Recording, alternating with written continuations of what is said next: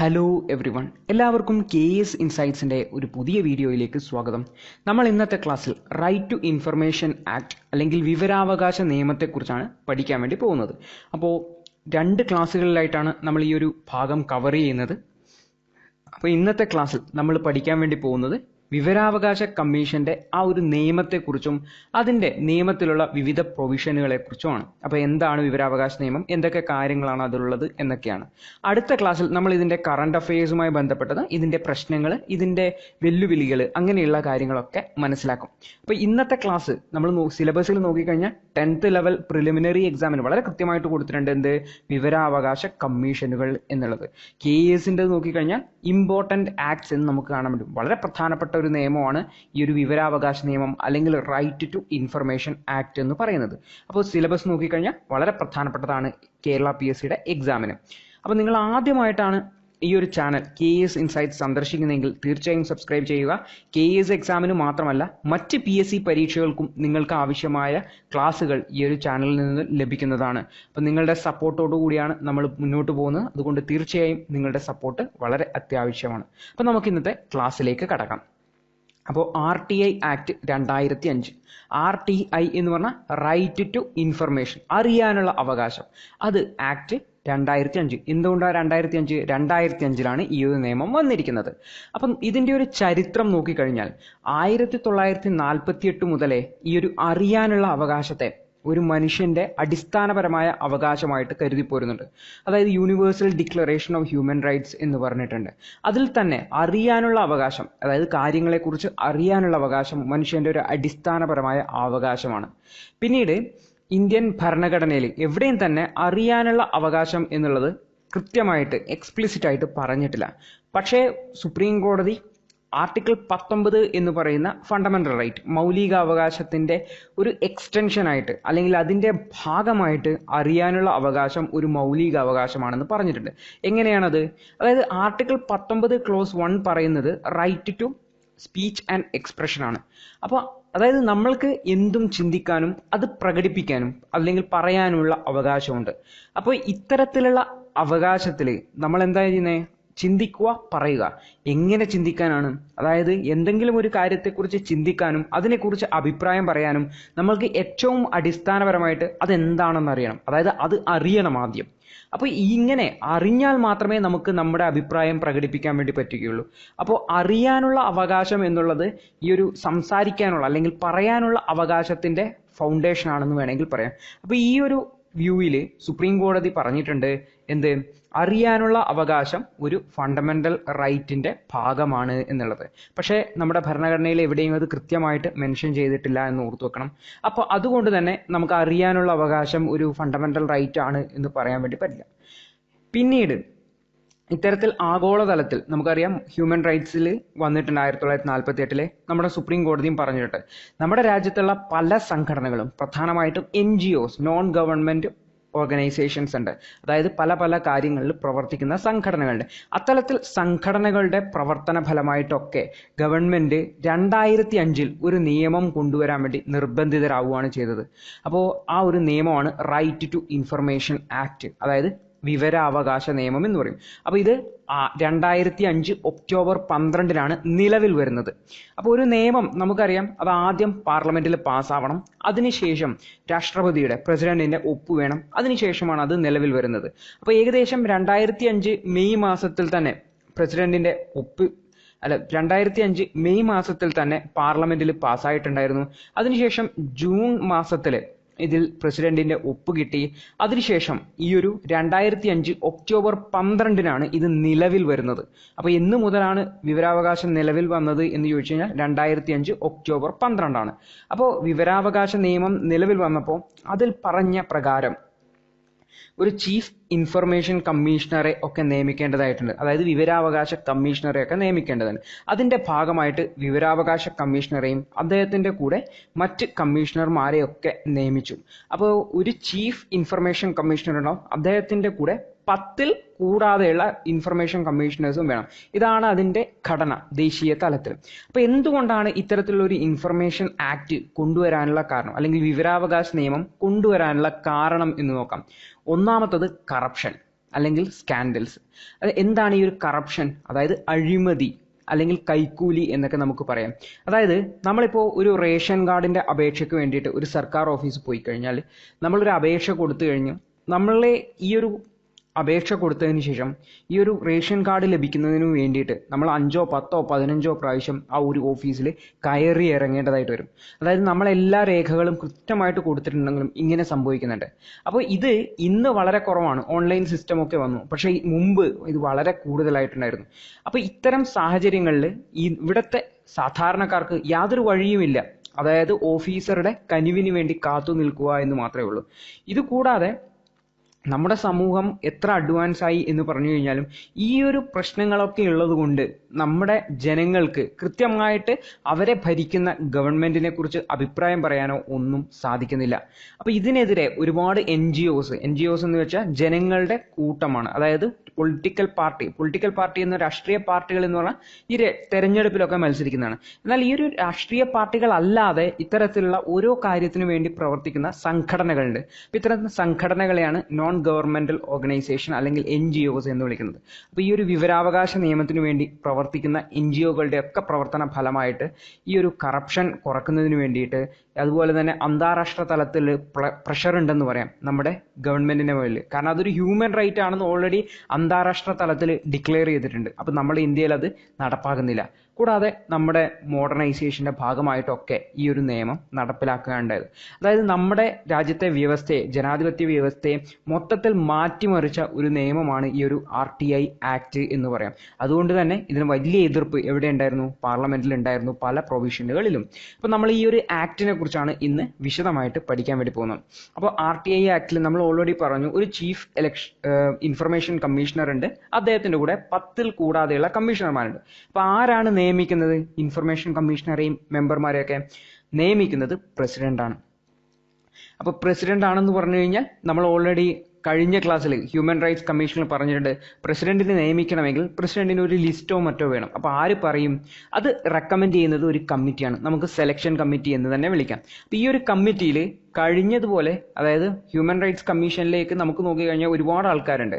ഇവിടെ അത്ര ആൾക്കാരില്ല. നോക്കിക്കഴിഞ്ഞാൽ ഒന്ന് പ്രൈം മിനിസ്റ്ററാണ്, പ്രധാനമന്ത്രിയാണ്, അദ്ദേഹമാണ് അതിന്റെ ചെയർപേഴ്സൺ. അത് കഴിഞ്ഞാൽ ലോകസഭയിലെ ലീഡർ ഓഫ് ഓപ്പോസിഷൻ ഉണ്ട്, അതായത് പ്രതിപക്ഷ നേതാവുണ്ട്. പിന്നെ ഒരു യൂണിയൻ ക്യാബിനറ്റ് മിനിസ്റ്റർ ഉണ്ടാവും, അദ്ദേഹത്തെ പ്രധാനമന്ത്രി തന്നെയാണ് നോമിനേറ്റ് ചെയ്യുന്നത്. അപ്പൊ ഈ ഒരു 3 പേര് കൂടിയിട്ടാണ് ഈ ചീഫ് ഇൻഫർമേഷൻ കമ്മീഷണറെയും അതിലെ മെമ്പർമാരെയൊക്കെ നിയമിക്കുന്നത്. അപ്പോൾ ഓർത്തു വെക്കേണ്ടത്, നിയമിക്കുന്നത് ആരാണ്? പ്രസിഡന്റ് ആണ്. ആരാണ് ആ ഒരു കമ്മിറ്റിയിലുള്ളത്? പ്രൈം മിനിസ്റ്റർ, പ്രധാനമന്ത്രി ഉണ്ട്. ലോകസഭയിലെ ഓപ്പോസിഷൻ ലീഡർ ഉണ്ട്, അതായത് പ്രതിപക്ഷ നേതാവുണ്ട്.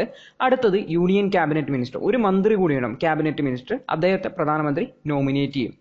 അപ്പോൾ ആരെയാണ് തിരഞ്ഞെടുക്കേണ്ടത്, അയാളുടെ ക്വാളിഫിക്കേഷൻ എന്നാണ് എന്നൊക്കെ നമുക്ക് നോക്കാം. അതായത് ഇതിനൊരു പ്രത്യേക ക്വാളിഫിക്കേഷൻ പറഞ്ഞിട്ടില്ല. അതായത് പ്രത്യേക ക്വാളിഫിക്കേഷൻ എന്ന് പറഞ്ഞിട്ടില്ല എന്ന് പറഞ്ഞാൽ ഒരു ജഡ്ജ് ആയിരിക്കണമെന്നോ അങ്ങനെയൊന്നും പറഞ്ഞിട്ടില്ല. അതിന് പകരം പറഞ്ഞിരിക്കുന്നത് person of eminence in public life with wide knowledge and experience in law, science and technology, social service, management, journalism, mass media, administration and governance. അതായത് ഈ ഒരു മേഖലകളിൽ ഏതെങ്കിലും ഒന്നിൽ അല്ലെങ്കിൽ പല മേഖലകളിലായിട്ട് നല്ല അറിവും പാണ്ഡിത്യവുമുള്ള ആൾക്കാരെ, വളരെ എക്സ്പീരിയൻസ്ഡ് ആയ ആൾക്കാരെ നിയമിക്കാം എന്നാണ് പറഞ്ഞിരിക്കുന്നത്. അപ്പോൾ പ്രത്യേക ക്വാളിഫിക്കേഷൻ ഇന്ന് IAS കാരനായിരിക്കണമെന്നോ അങ്ങനെയൊന്നും പറഞ്ഞിട്ടില്ല എന്ന് ഓർത്തുക്കണം. ഇനി പ്രസിഡന്റ് നിയമിച്ചു, എത്ര കാലത്തേക്കാണ് നിയമിക്കുന്നത്? അവർക്കൊരു ടേം വേണ്ടേ?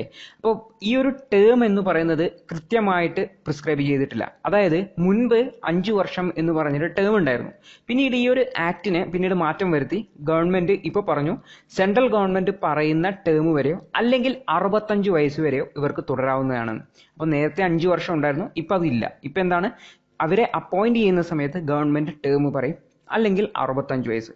അപ്പോൾ ഇവര് ഒരിക്കൽ കമ്മീഷണർ ആയിക്കഴിഞ്ഞ് അല്ലെങ്കിൽ മെമ്പർ ആയിക്കഴിഞ്ഞ് പിരിഞ്ഞു കഴിഞ്ഞാൽ, അതായത് അദ്ദേഹത്തിന്റെ ടേം കഴിഞ്ഞു കഴിഞ്ഞാൽ they are not eligible for reappointment. അവർക്ക് വീണ്ടും കമ്മീഷനിലെ അംഗമാവാൻ പറ്റുകയില്ല, അല്ലെങ്കിൽ ഒരു കമ്മീഷണർ ആവാൻ വേണ്ടി പറ്റുകയില്ല എന്ന് ഓർത്തു വെക്കണം. മറിച്ച് നമ്മൾ ഹ്യൂമൻ റൈറ്റ്സ് കമ്മീഷനിൽ അവർക്ക് they are eligible for re appointment എന്ന് പഠിച്ചിട്ടുണ്ട്. ഇവിടെ എന്താണ്, അവര് എലിജിബിൾ അല്ല എന്ന് ഓർത്തു വെക്കണം. അപ്പോൾ ഇനി ഇവരെ റിമൂവ് ചെയ്യുന്നു. അതായത് ഇവർക്ക് മാനസികമായ പ്രശ്നങ്ങൾ വന്നു, അല്ലെങ്കിൽ ഇവർ ബാങ്ക് കറപ്റ്റായി, അപ്പോൾ എന്തെങ്കിലും ഒരു പ്രശ്നം വന്നു കഴിഞ്ഞാൽ അവരെ റിമൂവ് ചെയ്യണം. റിമൂവൽ നമ്മൾ നേരത്തെ പഠിച്ച പോലെ അത്ര എളുപ്പമല്ല. കാരണം എന്താ, വിവരാവകാശ കമ്മീഷണർ എന്ന് പറഞ്ഞാൽ സ്വതന്ത്രമായൊരു ബോഡി ആയിരിക്കണം. കാരണം ജനങ്ങൾ ചോദിക്കുന്ന വിവരങ്ങളെല്ലാം കൊടുക്കാൻ വേണ്ടി പറ്റണം. മറിച്ച് ഗവൺമെന്റ് പറയുകയാണ് ഇന്ന വിവരം കൊടുക്കണ്ടാന്ന്, അപ്പോൾ അത് കൊടുക്കാതിരിക്കാൻ ഉള്ള ഒരു തരത്തിലുള്ള പ്രവർത്തനം വിവരാവകാശ കമ്മീഷന്റെ ഭാഗത്തു നിന്ന് ഉണ്ടാവാൻ പാടില്ല. അതുകൊണ്ട് തന്നെ റിമൂവൽ അത്ര എളുപ്പമല്ല. നമ്മൾ നേരത്തെ പറഞ്ഞതുപോലെ സുപ്രീം കോടതിന്റെ എൻക്വയറിന്റെ അടിസ്ഥാനത്തിൽ മാത്രമേ പ്രസിഡന്റിന് ഇവരെ റിമൂവ് ചെയ്യാൻ വേണ്ടി പറ്റാമുള്ളൂ. അതായത് ഒരിക്കൽ അപ്പോയിന്റ്മെന്റ് ചെയ്തു കഴിഞ്ഞാൽ അവരെ റിമൂവ് ചെയ്യുക എന്ന് പറഞ്ഞാൽ അത്ര എളുപ്പമല്ല എന്ന് ഓർത്തു വെക്കണം. അപ്പം നമ്മൾ ഈ ഒരു സ്ലൈഡിൽ നിന്ന് പഠിച്ച കാര്യങ്ങളൊന്നും നോക്കിക്കഴിഞ്ഞാൽ ഇവരെ അപ്പോയിന്റ് ചെയ്യുന്ന ആരാണ്? പ്രസിഡന്റ് ആണ്. അവരെ എങ്ങനെയാണ് അപ്പോയിന്റ് ചെയ്യുന്നത്? ആരുടെ റെക്കമെൻഡേഷൻ ആണ്? പ്രൈം മിനിസ്റ്റർ ചെയർപേഴ്സൺ ആയ ഒരു കമ്മിറ്റിയാണ്. അതിൽ ലീഡർ ഓഫ് ഓപ്പോസിഷൻ ലോകസഭയുണ്ട്, അതായത് ലോകസഭയിലെ പ്രതിപക്ഷ നേതാവുണ്ട്. ഒരു യൂണിയൻ ക്യാബിനറ്റ് മിനിസ്റ്റർ ഉണ്ട്. അവരുടെ ക്വാളിഫിക്കേഷൻ എന്താണ്? ഏതെങ്കിലും ഒരു മേഖലയിൽ, ഒരുപാട് മേഖലകളുണ്ട്, വളരെ എക്സ്പീരിയൻസ്ഡ് ആയ ആളാണെന്ന് മാത്രമേ ഉള്ളൂ. അപ്പോൾ ഇവർക്കൊരു ടേം എന്താണ്? ടേം അപ്പോയിന്റ് ചെയ്യുന്ന സമയത്ത് സെൻട്രൽ ഗവൺമെന്റ് പറയും. അപ്പോൾ നിങ്ങൾ എവിടെയെങ്കിലും 5 വർഷം എന്ന് പഠിക്കുന്നുണ്ടെങ്കിൽ ഓർത്തു വെക്കുക, അത് മാറ്റിയിട്ടുണ്ട്. നിങ്ങൾ പഠിക്കുന്ന ബുക്ക് കുറച്ച് പഴകിയതായതുകൊണ്ടായിരിക്കും അങ്ങനെ കാണുന്നത്. അല്ലെങ്കിൽ 65 വയസ്സ്. അപ്പോൾ ഇവര് അപ്പോയിന്റ്മെന്റിന് എലിജിബിൾ അല്ല എന്നുകൂടി ഓർത്തു വെക്കണം. അതായത് ഒരിക്കൽ കാലാവധി കഴിഞ്ഞ് പിരിഞ്ഞു കഴിഞ്ഞാൽ വീണ്ടും അവിടെ അപ്പോയിന്റ്മെന്റിന് പറ്റത്തില്ല. ഇവരെ റിമൂവ് ചെയ്യാനുള്ളത് പ്രസിഡന്റ് ആണ്. പക്ഷെ സുപ്രീം കോടതിയുടെ അന്വേഷണത്തിന്റെ അടിസ്ഥാനത്തിൽ മാത്രമേ പറ്റുകയുള്ളൂ. ഇനി നമ്മൾ നോക്കാൻ വേണ്ടി പോകുന്നത് ഈ ഒരു RTI ആക്ട് എന്താണ് സംഭവം, അതിലെ പ്രൊവിഷൻസ് എന്താണെന്നുള്ളതാണ്. അപ്പം നമ്മൾ പലപ്പോഴും നമ്മുടെ ജീവിതത്തിൽ കേട്ടിട്ടുണ്ട് വിവരാവകാശ നിയമം എന്നുള്ളത്. അപ്പോൾ എന്താണ് ഇതിന്റെ വർക്കിംഗ് എന്നൊക്കെ വളരെ സിമ്പിളാണ്. അതായത് ഞാൻ നേരത്തെ പറഞ്ഞതുപോലെ ഒരു റേഷൻ കാർഡിന്റെ അപേക്ഷ നമ്മൾ കൊടുത്തു വിചാരിച്ചു. ഇപ്പോൾ ഓൺലൈൻ സിസ്റ്റം ഒക്കെയാണ്, അത് പോട്ടെ. പണ്ട് ഓഫ്ലൈൻ സിസ്റ്റം ഉണ്ടാകുന്ന സമയത്ത് ഒരു റേഷൻ കാർഡിന്റെ അപേക്ഷ കൊടുത്തു. അപ്പോൾ ഒരു 2 or 3 പ്രാവശ്യമൊക്കെ നമ്മൾ പോയി വന്നു, പക്ഷെ ഒന്നും നടക്കുന്നില്ല. അപ്പോൾ നമുക്ക് ഈ ഒരു വിവരാവകാശ നിയമത്തിന്റെ സഹായം തേടാവുന്നതാണ്. ഒന്നുമില്ല, ഒരു വിവരാവകാശ നിയമത്തിന് ഒരു വെള്ള പേപ്പറിൽ അപേക്ഷ എഴുതി വെക്കുക. അപേക്ഷയിൽ നമുക്ക് ചോദിക്കാനുള്ള ചോദ്യങ്ങൾ പറയാം. അതായത് ഞാൻ ഇന്ന തീയതിയിൽ ഇങ്ങനെ ഒരു അപേക്ഷ തന്നിട്ടുണ്ടായിരുന്നു, ആ അപേക്ഷയുടെ നിലവിലെ അവസ്ഥ എന്താണെന്ന് അറിയിക്കുക. ഈ ഒരു അപേക്ഷ കൈകാര്യം ചെയ്യുന്ന ജീവനക്കാരുടെ പേരുകൾ എന്താണെന്ന് അറിയിക്കുക. അല്ലെങ്കിൽ ഈ ഒരു അപേക്ഷയിൽ എന്തുകൊണ്ടാണ് തരാതിരുന്നതിന് എന്തെങ്കിലും തടസ്സമുണ്ടോ എന്ന് അന്വേഷിക്കുക. അപ്പൊ ഇങ്ങനെ ഈ ഒരു അപേക്ഷയെ സംബന്ധിച്ച് ഒരു 3, 4, 5 ചോദ്യങ്ങൾ എഴുതി ആ ഒരു ഓഫീസിൽ ഏൽപ്പിച്ചു കഴിഞ്ഞാൽ 30 ദിവസത്തിനകം അവർ മറുപടി തരണം എന്നാണ് വ്യവസ്ഥ. അതായത് 30 ദിവസത്തിനുള്ള അവർ മറുപടി തരണം. അപ്പോൾ 30 ദിവസത്തിനുള്ളിൽ മറുപടി തരിക എന്ന് പറഞ്ഞു കഴിഞ്ഞാൽ നമുക്കത് അവകാശമാണ്, നമ്മുടെ അവകാശമാണത്. അപ്പോൾ എന്താണ് സംഭവിക്കുക? ആ ഉദ്യോഗസ്ഥന്മാര് എന്തുകൊണ്ടാണ് ഈ ഒരു റേഷൻ കാർഡ് തരാത്തത് എന്ന് ആ ഒരു മറുപടിയിൽ കൃത്യമായിട്ട് കാണിക്കേണ്ടതുണ്ട്. അപ്പോൾ വേറെ ഏതെങ്കിലും താല്പര്യത്തിന്റെ അടിസ്ഥാനത്തിൽ അല്ലെങ്കിൽ ജോലി ചെയ്യാനുള്ള മടിയുടെ അടിസ്ഥാനത്തിൽ ഇങ്ങനെയൊക്കെയാണ് അവര് ഈ ഒരു റേഷൻ കാർഡ് തരാതിരിക്കുന്നത് എങ്കിൽ അവർക്ക് ഒരു വഴിയില്ലാതാവും. അപ്പം നമ്മൾ ഈ ഒരു അപേക്ഷ കൊടുക്കുന്ന സമയത്ത് തന്നെ അവർ നമുക്ക് റേഷൻ കാർഡ് റെഡിയാക്കി തരും. അല്ലെങ്കിൽ അവർ കൃത്യമായ കാരണം അതിൽ കാണിക്കേണ്ടതായിട്ട് വരും. അപ്പം നമുക്ക് നമ്മുടെ കാര്യങ്ങൾ പണ്ടത്തെ പോലെ പിറകിലേ പോയിട്ട് മറ്റ് ആൾക്കാരെ കാണേണ്ട സാഹചര്യങ്ങളൊന്നും വരുന്നില്ല. മറിച്ച് നമ്മളൊരു വിവരാവകാശ അപേക്ഷ എഴുതി കൊടുത്തു കഴിഞ്ഞാൽ എന്തുകൊണ്ടാണ് കിട്ടാത്തത് എന്നവർ കൃത്യമായിട്ട് അറിയിക്കേണ്ടതായിട്ട് വരും. അപ്പം ഞാൻ ഓൾറെഡി പറഞ്ഞതുപോലെ നമ്മളൊരു അപേക്ഷ കൊടുത്തു കഴിഞ്ഞാൽ 30 ദിവസത്തിനകം നമുക്ക് മറുപടി നൽകണം എന്നാണ് വ്യവസ്ഥ. പക്ഷേ ഇൻ കേസ് നമ്മളിപ്പം കൊടുക്കുന്ന അപേക്ഷ നമ്മുടെ ജീവനെയോ നമ്മുടെ സ്വാതന്ത്ര്യത്തെയോ ഒക്കെ ബാധിക്കുന്ന വളരെ അത്യാവശ്യം വേണ്ട ഒരു വിവരമാണെങ്കിൽ അത് 48 മണിക്കൂറിനുള്ളിൽ, അതായത് 2 ദിവസത്തിനുള്ളിൽ നൽകണം എന്നാണ് വ്യവസ്ഥ. അപ്പൊ ഇത് PSCക്ക് പല പ്രാവശ്യം ചോദിച്ചിട്ടുള്ളതാണ്. സാധാരണയായിട്ട് ഒരു അപേക്ഷ കൊടുത്തു കഴിഞ്ഞാൽ 30 ദിവസത്തിനുള്ളിൽ നൽകിയാൽ മതി. അപേക്ഷ ലഭിച്ചതിന് ശേഷം 30 ദിവസം. അല്ല, നമ്മുടെ ജീവനെയോ നമ്മുടെ സ്വാതന്ത്ര്യത്തെയോ ഒക്കെ ബാധിക്കുന്ന ഒരു വിഷയമാണെങ്കിൽ അത് 48 മണിക്കൂറിനുള്ളിൽ 2 ദിവസത്തിനുള്ളിൽ മറുപടി തരണം എന്നാണ് വ്യവസ്ഥ. അപ്പൊ അത് നമ്മൾ കൃത്യമായിട്ട് കാണിക്കേണ്ടി വരും. അപ്പൊ എന്തൊക്കെയാണ് നമുക്ക് കിട്ടുക വിവരങ്ങൾ? നമുക്ക് ഇപ്പോൾ ഗവൺമെന്റിന്റെ ഒരു പ്രവർത്തനം നടക്കുകയാണ്, ഒരു പാലം പ്രവർത്തനം നടക്കുകയാണ്. അപ്പൊ നമുക്ക് തോന്നുവാണ് ആ പാലം പണിയുന്നത് അത്ര നല്ല രീതിയിലല്ല. അപ്പൊ നമുക്ക് അറിയണം, നമ്മുടെ കൊടുക്കുന്ന നികുതിയുടെ അടിസ്ഥാനത്തിലാണ് ഈ പാലം പണികളൊക്കെ നടക്കുന്നത്. അപ്പോൾ അത് നമുക്ക് അറിയാനുള്ള അവകാശമുണ്ടല്ലോ, ഇവിടുത്തെ സാധാരണക്കാരായ ജനങ്ങൾക്ക് അറിയാനുള്ള അവകാശമുണ്ട്. അപ്പൊ നമുക്ക് എന്താക്കാം, നമുക്ക് ആ ഒരു വർക്കിന്റെ വിവരങ്ങൾ എല്ലാം നമുക്ക് അറിയാൻ വേണ്ടി പറ്റും. അതായത് രഹസ്യമല്ലാത്ത വിവരങ്ങൾ, ചില കാര്യങ്ങൾ രഹസ്യമായിട്ട് വയ്ക്കേണ്ടതായിട്ടുണ്ട്. അത് ഞാൻ പറയാം എന്തൊക്കെ കാര്യങ്ങളാണെന്ന്. അപ്പോൾ അതൊഴിച്ച് ജനങ്ങൾക്ക് അറിയാൻ അവകാശമുണ്ടെന്ന് രേഖപ്പെടുത്തിയിട്ടുള്ള എല്ലാ വിവരങ്ങളും നമുക്കറിയാം. ഉദാഹരണത്തിന് ഒരു വർക്ക് അത് ലാസ്റ്റായിട്ട് ഇൻസ്പെക്ട് ചെയ്തത് എപ്പോഴാണ്, എന്തൊക്കെ കാര്യങ്ങളാണ് നോക്കിയത്, അതിൻ്റെ സംബന്ധിച്ച ഡ്രോയിങ്സ്, ഡോക്യുമെന്റ്സ്, റെക്കോർഡ്സ് എല്ലാം നമുക്ക് അറിയാൻ വേണ്ടി പറ്റും. ഇതുകൂടാതെ നമുക്ക് ഏതെങ്കിലും ഒരു സർക്കാർ ഡോക്യുമെന്റിന്റെ ഡീറ്റെയിൽസ് നമുക്ക് വേണമെങ്കിൽ പോയിട്ട് പരിശോധിക്കാൻ വേണ്ടി പറ്റും. കൂടാതെ സർട്ടിഫൈഡ് സാമ്പിൾസിന്റെ നമുക്ക് വിവരങ്ങൾ കിട്ടും. ഇത് കൂടാതെ നമുക്ക് വിവരങ്ങൾ വേണമെങ്കിൽ നമ്മൾക്കൊരു CD-യിലോ അല്ലെങ്കിൽ ഫ്ലോപ്പിയിലോ അല്ലെങ്കിൽ ഒരു പെൻഡ്രൈവിലോ ഒക്കെ ആയിട്ട് അവർ തരും. ഇൻ കേസ് ഫോട്ടോ കോപ്പി ആണെങ്കിൽ തരും. ആ ഫോട്ടോ കോപ്പിയുടെ ചാർജ് നമ്മൾ കൊടുക്കേണ്ടി വരുമെന്ന് മാത്രമേ ഉള്ളൂ. അപ്പോൾ നമുക്ക് എന്താണോ ആവശ്യം ആ വിവരങ്ങളെല്ലാം നമുക്ക് എവിടെ നിന്ന് കിട്ടും? നമുക്ക് അപേക്ഷ നൽകിക്കഴിഞ്ഞാൽ തരാൻ ആര് ബാധ്യസ്ഥരാണ്? ആ ഒരു സ്ഥാപനം ബാധ്യസ്ഥരാണ്. അപ്പോൾ നമ്മൾക്കൊരു സ്വാഭാവികമായിട്ടുള്ളൊരു ചോദ്യം, നമ്മൾ അപേക്ഷ കൊടുത്തു, 30 ദിവസത്തിനുള്ളിൽ അവർ മറുപടി തന്നില്ലെങ്കിൽ എന്ത് ചെയ്യണം എന്നുള്ളതാണ്. അപ്പോൾ 30 ദിവസത്തിനുള്ളിൽ മറുപടി തന്നില്ലെങ്കിൽ നമുക്ക് അപ്പീൽ കൊടുക്കാമെന്നാണ്. അപ്പോൾ ഫസ്റ്റ് അപ്പീൽ എന്ന് വെച്ചാൽ എല്ലാ ഓഫീസിലും നോക്കിക്കഴിഞ്ഞാലും ആദ്യത്തെ ഒരു ഇൻഫർമേഷൻ ഓഫീസർ ഉണ്ടാവും, അത് കഴിഞ്ഞ ഒരു അപ്പീൽ അധികാരി ഉണ്ടാവും. അപ്പം നമ്മൾക്ക് അപ്പീൽ അധികാരിക്ക് 30 ദിവസത്തിനുള്ളിൽ അപേക്ഷ കൊടുക്കാം. ഉദാഹരണത്തിന് ഇനി കേസ് നമ്മൾ അപേക്ഷ കൊടുത്തിട്ട് അവർ തന്ന മറുപടി നമുക്ക് തൃപ്തികരമല്ല. ഉദാഹരണത്തിന് നമ്മൾ അപേക്ഷ കൊടുത്തു, ഞാൻ ഇന്ന തീയതിയിൽ ഒരു അപേക്ഷ തന്നിട്ടുണ്ടായിരുന്നു, റേഷൻ കാർഡിനുള്ള ഒരു അപേക്ഷ തന്നിട്ടുണ്ടായിരുന്നു, അതിൻ്റെ നിലവിലെ സ്ഥിതി എന്താണെന്ന് അറിയിക്കാൻ താല്പര്യപ്പെടുന്നുവെന്ന്. അപ്പോൾ പറഞ്ഞു ആ ഒരു രേഖ പരിശോധിച്ചു വരികയാണ്, ഇപ്പോൾ ലഭ്യമല്ല എന്നാണ് അവർ മറുപടി തന്നത്. അപ്പോൾ ആ മറുപടി എനിക്ക് തൃപ്തികരമല്ല. കാരണം എനിക്ക് എൻ്റെ അപേക്ഷയുടെ നിലവിലെ സ്ഥിതിയാണ് അറിയേണ്ടത്. അവർ തരുന്നത് എന്താ? അത് നമ്മൾ പരിശോധിച്ച് വരികയാണെന്ന്. അപ്പോൾ ഇതെനിക്ക് തൃപ്തികരമല്ലാത്തതുകൊണ്ട് എനിക്ക് വേണമെങ്കിൽ അപ്പീൽ കൊടുക്കാം. അപ്പോൾ അപ്പീൽ കൊടുക്കുന്നത് എപ്പോഴാണെന്ന് വെച്ച് കഴിഞ്ഞാൽ, ഒന്നുകിൽ മറുപടി ലഭിക്കുന്നില്ലെങ്കിൽ, 30 ദിവസത്തിനുള്ളിൽ മറുപടി ലഭിക്കുന്നില്ലെങ്കിൽ അടുത്ത 30 ദിവസത്തിനുള്ളിൽ അപ്പീൽ കൊടുക്കാം. അല്ലെങ്കിൽ എനിക്ക് മറുപടി ലഭിച്ചു പക്ഷെ അതിൽ തൃപ്തികരമല്ലെങ്കിൽ മറുപടി ലഭിച്ചത് മുതൽ 30 ദിവസത്തിനുള്ളിൽ അപേക്ഷ നൽകേണ്ടതാണ്.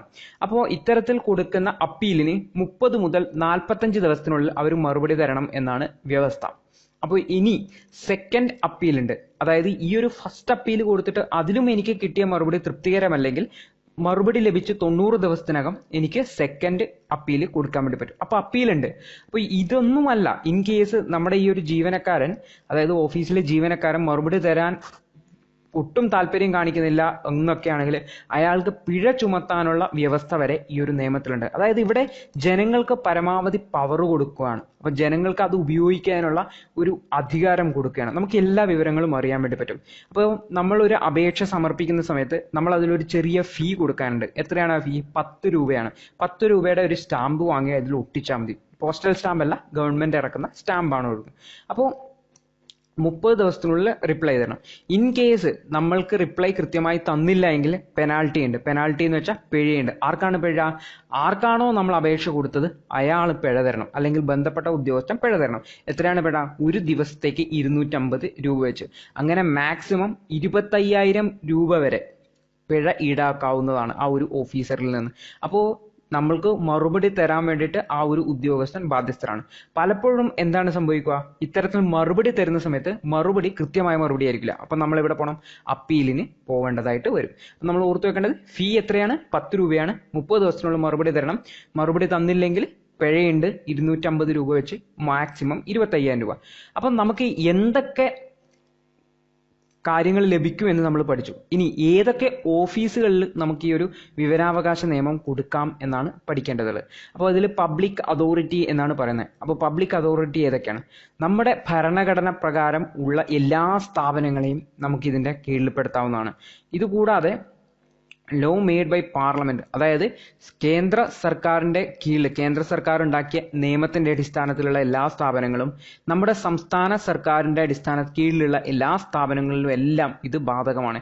ഇതുകൂടാതെ അതായത് നമ്മുടെ പബ്ലിക് സെക്ടർ, പൊതുമേഖലാ സ്ഥാപനങ്ങളും എല്ലാം ഇതിൽ പെടുമെന്ന് ഓർത്തു വെക്കുക. അതായത് ഗവൺമെന്റുമായി ബന്ധമുള്ള എല്ലാ സ്ഥാപനങ്ങളും വരും. അതായത് all bodies notified by the central or state government including those bodies owned, controlled or substantially funded, NGOs that are substantially financed by the government. In case ഗവൺമെന്റിൽ നിന്നും ഫണ്ട് ലഭിക്കുന്ന ഏതെങ്കിലും ഒരു NGO ഉണ്ടെങ്കിൽ ആ NGOയും ഇതിന് ബാധ്യസ്ഥരാണെന്ന് പഠിക്കാം. അപ്പോൾ ഗവൺമെന്റുമായിട്ട് ബന്ധപ്പെട്ട് കിടക്കുന്ന, ഗവൺമെന്റിന്റെ ഫണ്ട് ലഭിക്കുന്ന എല്ലാ സ്ഥാപനങ്ങൾക്കും എന്തുണ്ട്? ഈ ഒരു ബാധ്യസ്ഥതയുണ്ട്. അതായത് നമുക്ക് വിവരാവകാശ നിയമപ്രകാരം അപേക്ഷ കൊടുക്കാവുന്നതാണ്. എന്നാൽ എല്ലാ സ്ഥാപനങ്ങളും കവറാണോ? അങ്ങനെയല്ല. നമ്മുടെ രാജ്യസുരക്ഷയെ ബാധിക്കുന്ന, അതായത് വളരെ സീക്രട്ടായിട്ട് സൂക്ഷിക്കേണ്ട വിവരങ്ങളുണ്ട്. അപ്പോൾ ഇത്തരം വിവരങ്ങൾ നമ്മൾ വിവരാവകാശ നിയമപ്രകാരം അപേക്ഷിച്ചു കഴിഞ്ഞാൽ തരികയില്ല. അപ്പോൾ certain intelligence and security organisation specified in the second schedule. അപ്പോൾ ഈ ഒരു നിയമത്തിന്റെ സെക്കൻഡ് ഷെഡ്യൂളിൽ കുറച്ച് സ്ഥാപനങ്ങളുടെ, കുറച്ച് ഇന്റലിജൻസ് ഏജൻസികളുടെ ഒക്കെ പേര് പറഞ്ഞിട്ടുണ്ട്. ആ ഒരു സ്ഥാപനങ്ങളിൽ നിന്നും ഈ ഒരു വിവരാവകാശ നിയമപ്രകാരം നമുക്ക് വിവരങ്ങൾ കിട്ടുകയില്ല. അപ്പോൾ ഇത്രയും കാര്യങ്ങളാണ് ഞാൻ ഇന്നത്തെ ക്ലാസ്സിൽ കവർ ചെയ്തിട്ടുള്ളത്. ഞാനൊന്ന് ക്വിക്കായിട്ട് പോവാം. അതായത് നമ്മൾക്കറിയാം, ഫണ്ടമെന്റൽ റൈറ്റിൽ കൃത്യമായിട്ട് പറഞ്ഞിട്ടില്ലെങ്കിലും, നമ്മുടെ ഭരണഘടനയിൽ കൃത്യമായിട്ട് പറഞ്ഞിട്ടില്ലെങ്കിലും എന്താണ്, നമ്മുടെ ആർട്ടിക്കിൾ 19 പ്രകാരം right to freedom of speech and expression ഉണ്ട്. അതിൽ ഇതൊരു ഉൾപ്പെട്ടിട്ടുള്ളതാണ് സുപ്രീം കോടതി പറഞ്ഞിട്ടുണ്ട്. ഇത് എപ്പോഴാണ് നിലവിൽ വന്നത്? 2005 ഒക്ടോബർ 12-നാണ്. പിന്നീട് ആരാണ് ഈ ഒരു ചീഫ് ഇൻഫർമേഷൻ ഓഫീസറെ നിയമിക്കുന്നത്? പ്രസിഡന്റാണ് നിയമിക്കുന്നത്. എങ്ങനെയാണ് നിയമിക്കുന്നത്? ഒരു സെലക്ഷൻ കമ്മിറ്റി ഉണ്ട്. ആരൊക്കെയാണുള്ളത്? പ്രൈം മിനിസ്റ്റർ ഉണ്ട്, ലീഡർ ഓഫ് ഓപ്പോസിഷൻ ഉണ്ട്, ലോകസഭയിലെ യൂണിയൻ ക്യാബിനറ്റ് മിനിസ്റ്റർ ഉണ്ട്. പിന്നെ ആരെയാണ് നിയമിക്കുന്നത്? ക്വാളിഫിക്കേഷൻ ആർക്കാണ്? അവർക്ക് പ്രത്യേകമായിട്ടൊരു ക്വാളിഫിക്കേഷൻ ഇല്ല, മറിച്ച് വളരെ വൈഡ് ആയിട്ടുള്ള നോളജ് ഉള്ള, വളരെ എക്സ്പീരിയൻസ്ഡ് ആയ ആൾക്കാരെയാണ്. എത്രയാണ് ടേം? അത് സെൻട്രൽ ഗവൺമെന്റ് പറയുന്നതാണ്. അല്ലെങ്കിൽ 65 വയസ്സ്. അവർ ഒരിക്കൽ ജോലി ചെയ്തു കഴിഞ്ഞാൽ വീണ്ടും എലിജിബിൾ ആണോ? ഇത്തരത്തിൽ റീ അപ്പോയിന്റ്മെന്റിന് എലിജിബിൾ അല്ല. റിമൂവല് പ്രസിഡന്റാണ് സുപ്രീം കോടതിയുടെ അന്വേഷണത്തിന് ശേഷം. ഇനി എന്തൊക്കെ ഡോക്യുമെന്റ്സ് ആണെന്ന് നമ്മൾ പഠിച്ചു. ഇനി നമ്മളൊരു അപേക്ഷ കൊടുത്തു കഴിഞ്ഞാൽ 30 ദിവസത്തിനുള്ളിൽ മറുപടി തരണമെന്നാണ്. ഇൻ കേസ് നമ്മുടെ ജീവനെയോ സ്വാതന്ത്ര്യത്തെയോ ഒക്കെ ഹനിക്കുന്ന വളരെ അർജന്റായ ഒരു മാറ്റർ ആണെങ്കിൽ 48 മണിക്കൂറിനുള്ളിൽ, അതായത് 2 ദിവസത്തിനുള്ളിൽ മറുപടി തരണം. ഇനി ഫസ്റ്റ് അപ്പീൽ, അതായത് 30 ദിവസത്തിനുള്ളിൽ നമ്മൾ കൊടുക്കണം. റിപ്ലൈ 30 മുതൽ 45 ദിവസത്തിനുള്ളിൽ തരണം. സെക്കൻഡ് അപ്പീൽ 90 ദിവസത്തിനകം കൊടുക്കേണ്ടതായിട്ടുണ്ട്.